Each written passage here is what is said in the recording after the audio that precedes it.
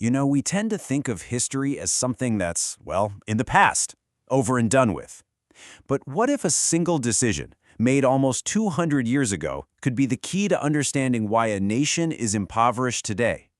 We're about to dive into a story of a revolution that was won, a freedom that had to be bought, and a debt that has cast a shadow for centuries.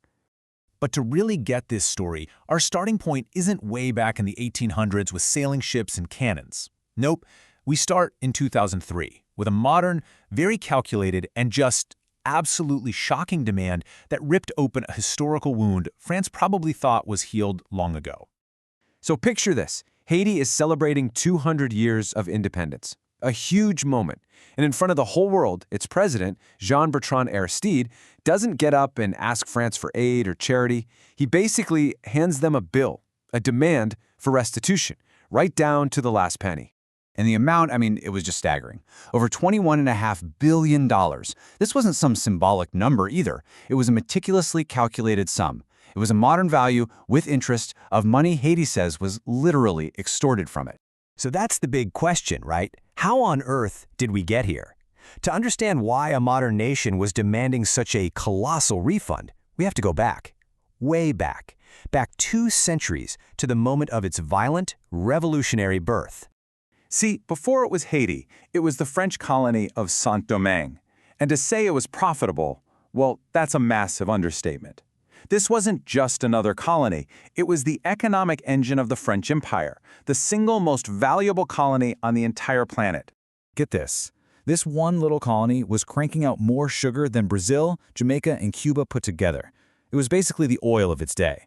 And all of that incredible wealth was extracted through a system of slavery so brutal that the average life expectancy for an enslaved person there was just 37 years.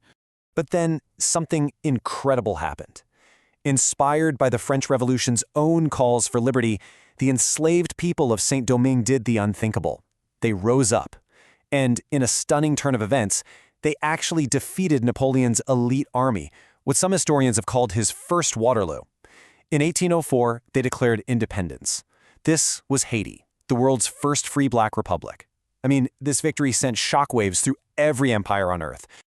But here's the thing about winning your freedom. It's not always the end of the story. France, humiliated and absolutely furious, refused to recognize Haiti's independence. So for 2 decades, this young nation lived under the constant threat of being reinvaded.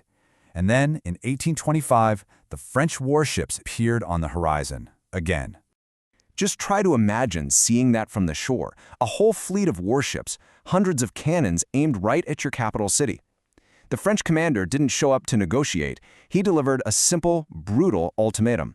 Pay an indemnity of 150 million gold francs or face total annihilation.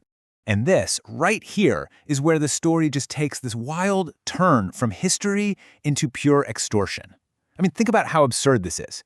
This might be the first time in history that the winner of a war was forced to pay reparations to the loser. Haiti had won its freedom on the battlefield, only to be forced to buy it a second time, literally at gunpoint. So what was this insane payment actually for?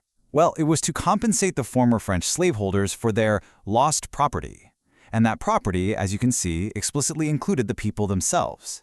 It was just the ultimate cynical move, forcing a nation of formerly enslaved people to pay their old masters for the value of their own bodies.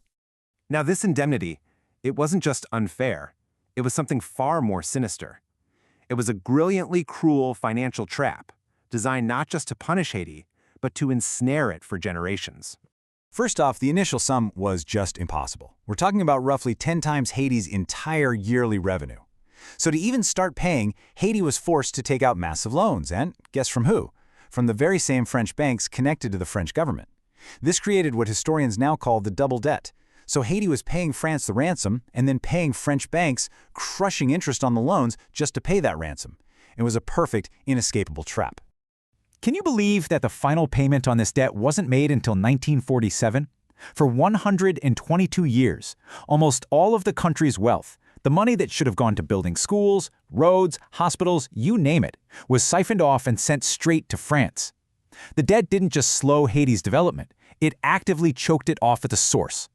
And what happened to Haiti? Well, it became a kind of dark blueprint for a new form of empire. It's what we now call neo-colonialism. So you don't need to occupy a country with soldiers if you can control it with debt. You get all the financial benefits of old-school colonialism, but with none of the hassle of actually having to govern the place. So all of this brings us right back to where we started. This isn't just some sad story from the 1800s. The legacy of that debt is deeply tangled up with Haiti's modern struggles, and it forces us to ask some really tough questions about justice and international law today. You know, in international law, there's this really interesting concept called odious debt. Basically, the theory says that a debt isn't legitimate if it was forced on a country and didn't actually benefit its people. Honestly, if you were looking for a textbook example of odious debt, Haiti's ransom would be it. And that brings us right back to President Aristide in 2003. Less than a year after he stood up and demanded that $21 billion, he was forced out of power. Now, it was a complicated situation for sure, but Aristide himself was convinced his removal was direct payback from France and the US for daring to bring up the bill. The issue popped up again in 2015. On a visit to Haiti, the French president, François Hollande, said he would settle the debt that we owe. The crowd, as you can imagine, went wild. But almost instantly, his office backpedaled, issuing a clarification. He meant a moral debt, not a financial one. It was a masterclass in saying sorry without having to pay for anything. And that really is the whole story right there. For France, this is history. It's in the past. But for Haitians, it's today. It's in the crumbling schools, the unstable government. It's a living, breathing legacy. And it leaves us with a really profound question. When a debt is created through extortion, can it ever truly be considered legitimate? And what does a nation really owe when the price it paid for freedom became the very chains that have bound it ever since?